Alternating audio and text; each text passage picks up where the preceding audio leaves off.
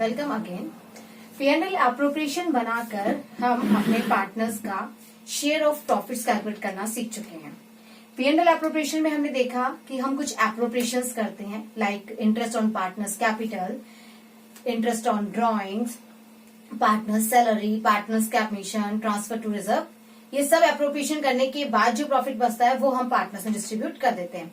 लेकिन कुछ एडजस्टमेंट ऐसे हैं जो अप्रोप्रिएशन नहीं होते हैं बल्कि चार्ज अगेंस्ट प्रॉफिट होते हैं। तो आज हमारा जो टॉपिक है वो है charge against profit. What is the difference between appropriation और चार्ज? चार्ज अगेंस्ट प्रॉफिट का मतलब है ये P&L को रिलेट करते हैं, ये आपको प्रॉफिट में से, नेट प्रॉफिट में से डिडक्ट करना होता है।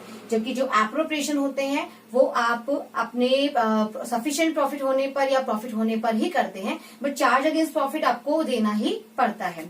फॉर एग्जाम्पल, मैंने आपको पहले भी सिखाया था कि पापा ने हार्डवर्क किया और अपने बच्चों को वो पॉकेट मनी देते हैं। तो जब लॉस पापा को हो रहा है तो वो पॉकेट मनी प्रोवाइड नहीं करते हैं, या पापा को सफिशिएंट प्रॉफिट नहीं है तो पापा ने पॉकेट मनी कम कर दिया, या जब पापा के पास में सफिशिएंट प्रॉफिट था तो पापा ने उनको पूरी पॉकेट मनी दे दी। लेकिन अगर सपोज पापा ने किसी से लोन ले रखा है और उस लोन पर उन्हें इंटरेस्ट देना है, तो यहाँ पर वो ये कह के कि मैं लॉस में हूं या मेरे पास सफिशिएंट प्रॉफिट नहीं है, इंटरेस्ट देने के लिए मना नहीं कर सकते, क्योंकि उन्होंने किसी का मनी यूटिलाइज किया है तो उन्हें उसके लिए इंटरेस्ट देना ही पड़ेगा। ठीक ऐसे ही कुछ प्रोविजंस हमारे पास में है, कुछ ऐसे एडजस्टमेंट्स हैं जो चार्ज अगेंस्ट प्रॉफिट माने जाते हैं। इनमें फर्स्ट है managers commission on net profit. Firm ने अपने मैनेजर को कमीशन देना डिसाइड किया है, और ये कमीशन जो है वो there are two conditions. Commission can be on profits before charging such commission, before charging such commission. जो कमीशन दिया जाएगा वो प्रॉफिट में से ये कमीशन का एडजस्टमेंट करने से पहले जो प्रॉफिट बचा हुआ है हम उसके ऊपर इसको देंगे। यानी आपके पास में सारे एक्सपेंसेस, सारे लॉसेस कंसिडर करने के बाद में आपके पास जो प्रॉफिट बचता है उस प्रॉफिट का रेट बाय 100, जिस पर्सन से भी आपने रेट डिसाइड किया उस पर्सन से हम कमीशन कैलकुलेट कर लेंगे। मान लीजिए मैंने P&L अकाउंट बनाया और P&L अकाउंट में सारे इनकम, सारे प्रॉफिट शो कर दिए, सारे एक्सपेंसेस, सारे लॉसेस शो कर दिए, एक्सेप्ट मैनेजर कमीशन। और मेरे पास जो प्रॉफिट आता है net profit, actually net profit नहीं है, this is profit before commission, profit before commission, क्योंकि कमीशन चार्ज करना बाकी है। मेरा प्रॉफिट आता है 22,000, हमने जो कमीशन डिसाइड किया है वो 10%, तो जो कमीशन कैलकुलेट होगा वो होगा profits multiply by rate by 100। हम 22,000 का 10% यानी कि 2200 कमीशन अपने मैनेजर को प्रोवाइड कर देंगे। लेकिन दूसरी कंडीशन कहती है आफ्टर चार्जिंग सच कमीशन, यानी जो प्रॉफिट्स आपको लेने हैं वो प्रॉफिट वो होनी चाहिए जिसमें से ये कमीशन भी चार्ज हो चुका है, यानी कमीशन ऑलरेडी डिडक्टेड होना चाहिए। तो ऐसे में हमारा फॉर्मूला हो जाता है profits multiply rate upon 100 plus rate. क्यों? क्योंकि हम यहाँ पे लेट कर लेते हैं कि आफ्टर चार्जिंग सच कमीशन जो हमारा प्रॉफिट है वो प्रॉफिट है 100। हमने कितना कमीशन चार्ज कर लिया था? हमने किया 10%, यानी 10, यानी बिफोर चार्जिंग दिस कमीशन हमारा प्रॉफिट कितना रहा होगा? 110। तो अब हमें यहाँ पर यही करना है, हमें करना है profits multiply by rate upon 100 plus rate 110।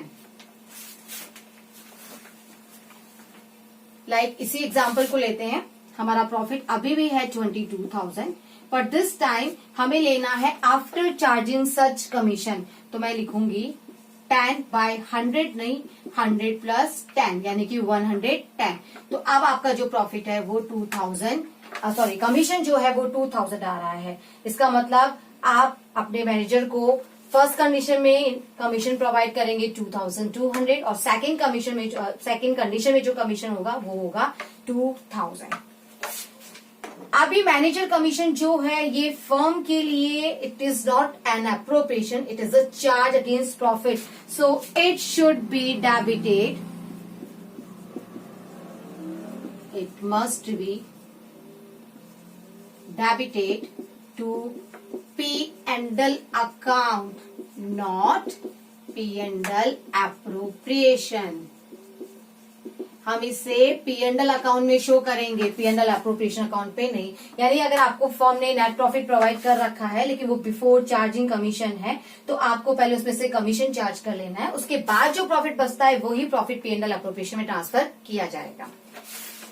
Manager commission की तरह ही सेकंड एडजस्टमेंट है इंटरेस्ट ऑन पार्टनर्स लोन। मैंने आपको बताया था कि पार्टनर जब अपनी फर्म को लोन देता है तो उस लोन पे उसे फर्म से इंटरेस्ट रिसीव करने का राइट होता है।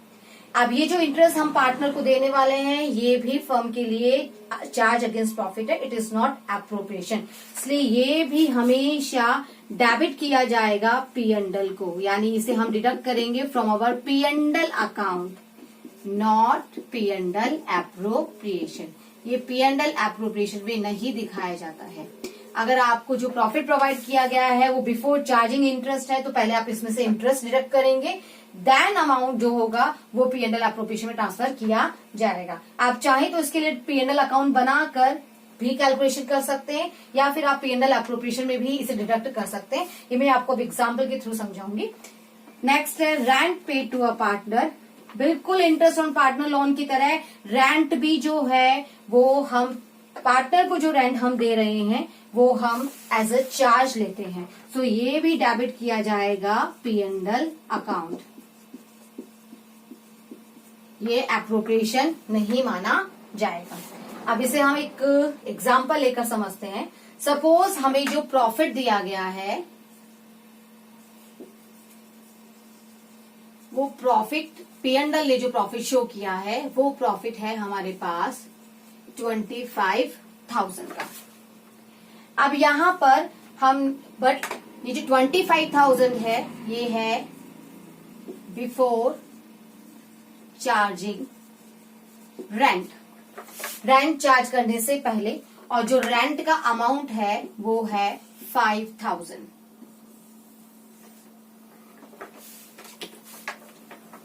हमारे पास प्रॉफिट है, P&L ने हमें प्रॉफिट शो किया है वो 25,000 है, लेकिन जो प्रॉफिट है वो बिफोर चार्जिंग रेंट है, यानी कि उन्होंने रेंट को चार्ज नहीं किया है और रेंट है 5,000। तो इस 25,000 को हम P&L एप्रोप्रिएशन में ट्रांसफर नहीं कर सकते हैं। क्यों? क्योंकि अभी जो प्रॉफिट हमें शो किया गया है वो करेक्ट प्रॉफिट है ही नहीं, उसमें से 5,000 चार्ज करना अभी बाकी है। इसके लिए हम बनाएंगे अपना P&L अकाउंट।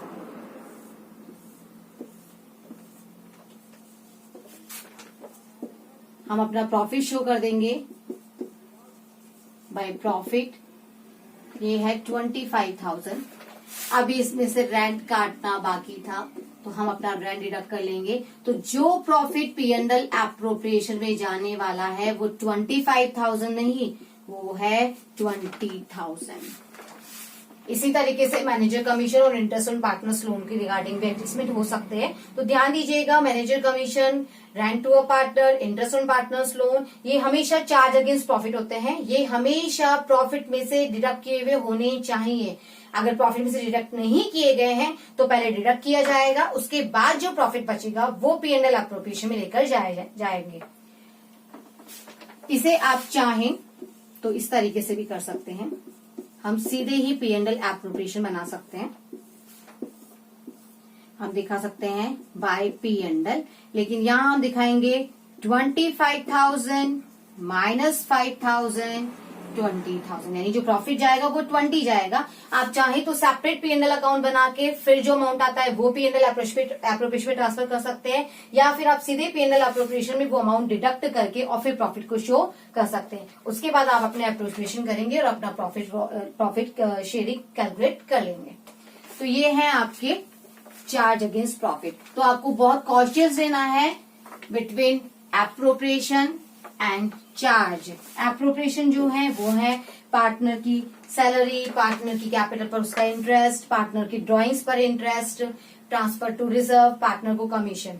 लेकिन जो रेंट है, रेंट जो पार्टनर को दिया जाता है या किसी और को भी दिया जाए, या मैनेजर कमीशन है या इंटरेस्ट ऑन पार्टनर्स लोन है, ये हमेशा चार्ज अगेंस्ट प्रॉफिट है। ये P&L को बिलोंग करते हैं, P&L एप्रोप्रिएशन को नहीं। Now our next topic is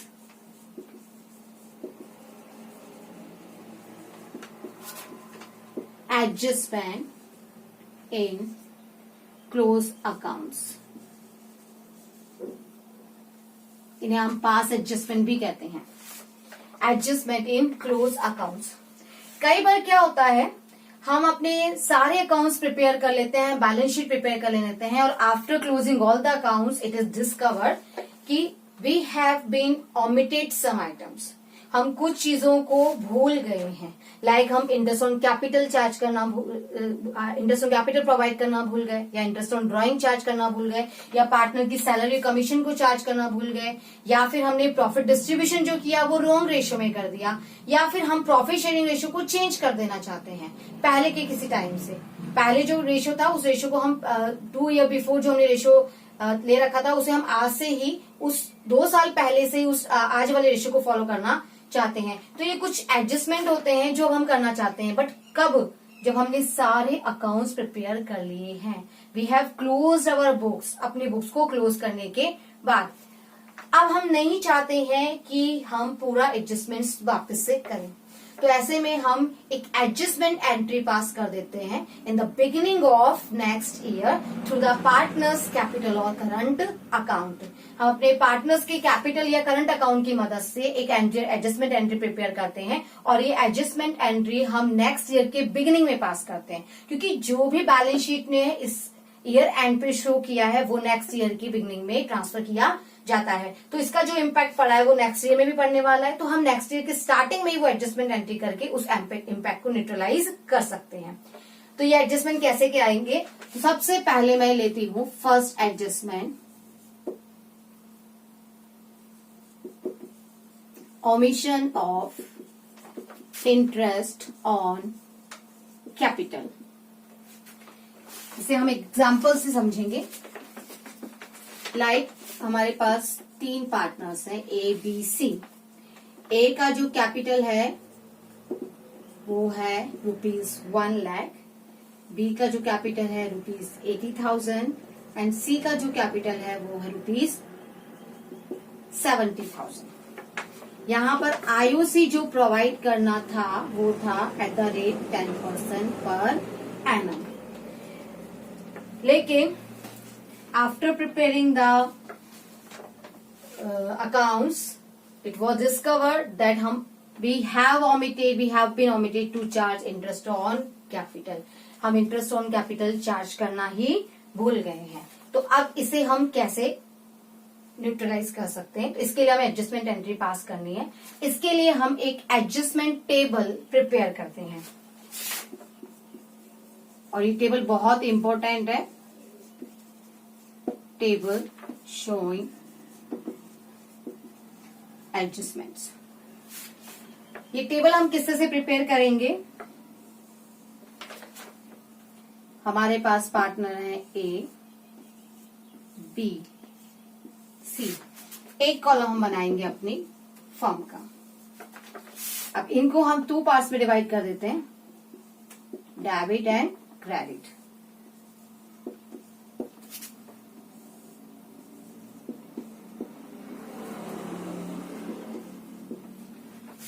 ऐसा हमने क्यों किया? क्योंकि इंटरेस्ट ऑन कैपिटल पार्टनर्स के कैपिटल अकाउंट में क्रेडिट किया जाता है, लेकिन फर्म इसे डेबिट करती है।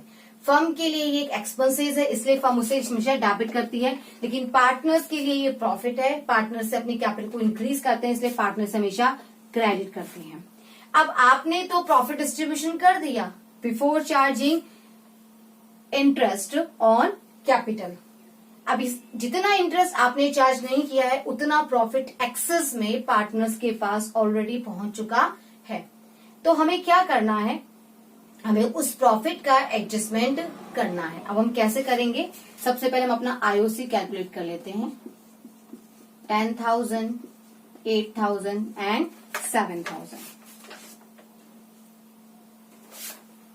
हम अपना आईओसी प्रोवाइड करेंगे। आईओसी पार्टनर के व्यू से इसे क्रेडिट किया जाता है। पार्टनर से क्रेडिट करेंगे 10,000, बी क्रेडिट करेंगे 8,000 और सी क्रेडिट करेंगे 7,000। 10 and 8, 18, 18 and 7, 25। फर्म के लिए ये डेबिट किया जाएगा। पार्टनर्स के लिए ये प्रॉफिट है, पार्टनर्स इसे क्रेडिट करेंगे, लेकिन फर्म के लिए एक्सपेंसेस है, फर्म इसे डेबिट करेगी। अब हम डिस्ट्रीब्यूशन करेंगे इस लॉस का, क्योंकि फर्म को 25,000 का लॉस हो रहा है। फर्म अपने पार्टनर को इंटरेस्ट देना भूल गई थी, अब इंटरेस्ट प्रोवाइड कर रही है, तो फर्म 10,000 प्लस 8,000 प्लस 7,000 25,000 से लॉस में आ गई है। अब ये लॉस भी किसमें डिस्ट्रीब्यूट किया जाएगा? पार्टनर्स में, क्योंकि प्रॉफिट भी पार्टनर में डिस्ट्रीब्यूट किए जाते हैं और लॉस भी पार्टनर में डिस्ट्रीब्यूट किए जाते हैं। तो हम इसे डिस्ट्रीब्यूट करेंगे। तो division of loss 25,000 in partners profit sharing ratio, in profit sharing ratio, that is 2:1।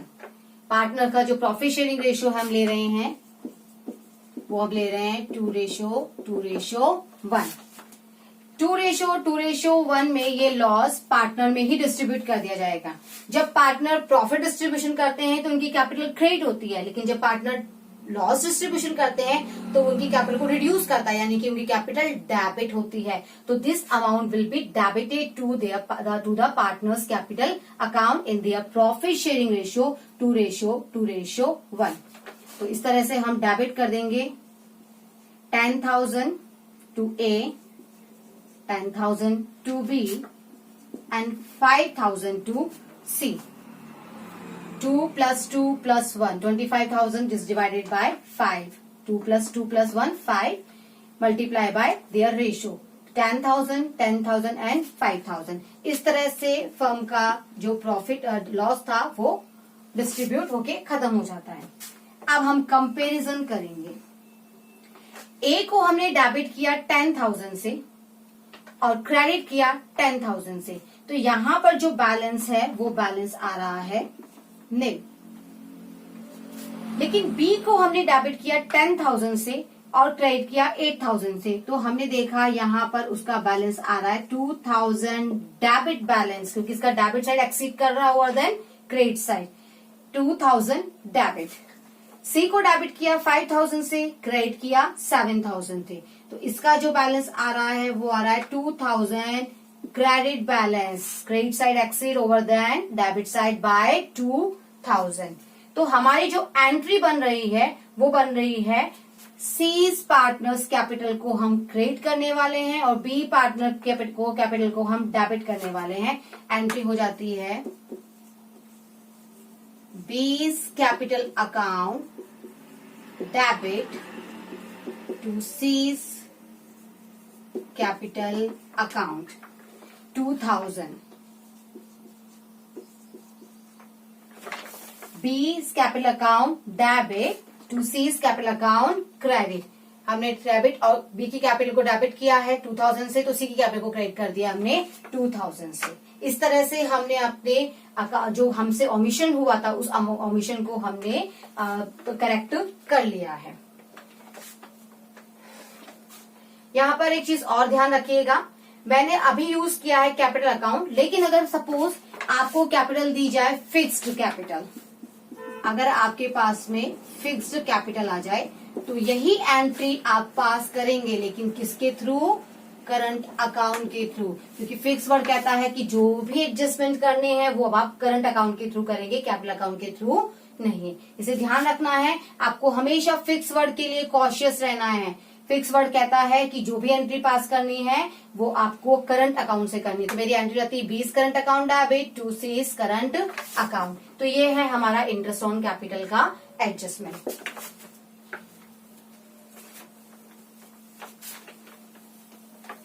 हम एक एग्जांपल लेके और समझते हैं इसे।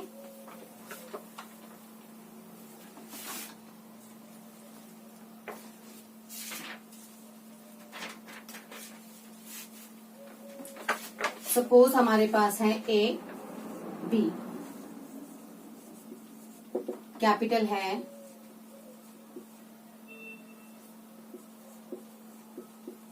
5 लाख, 10 लाख। यहाँ पर आईओसी का जो रेट है वो है 6%।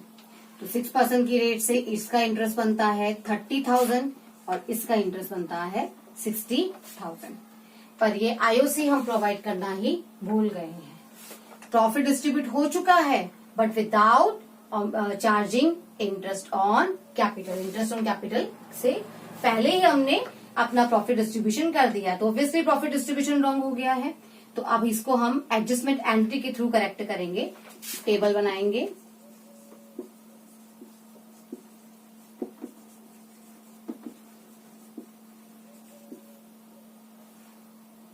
ए,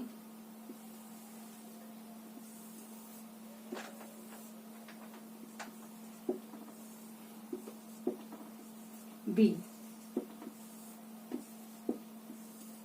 एंड फर्म। सबसे पहले IOC will be credited to partners capital account. IOC will be credited to partners capital account. हम आईओसी क्रेडिट करेंगे 30,000 टू एस कैपिटल। यहां हमारा जो कैपिटल है वो फिक्स्ड कैपिटल है, and 60,000 to B's capital account. तो फर्म को जो टोटल लॉस हो गया है वो हो गया है 90,000। फर्म इसे डेबिट शो करेगी। Now this will be distributed into the partners current account in their profit sharing ratio. तो division of 90,000 in profit sharing ratio, ठीक है, विच इज इक्वल 1:1। 1:1 में हम डिवाइड करेंगे और इसे हम करेंगे पार्टनर्स कैपिटल अकाउंट में डेबिट। तो 90,000 will be divided between A and B in their profit sharing ratio 1:1।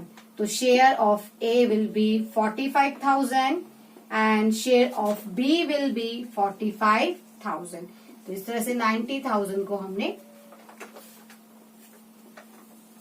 Divide कर दिया है ए और बी में। नाउ कंपेरिजन करेंगे हम।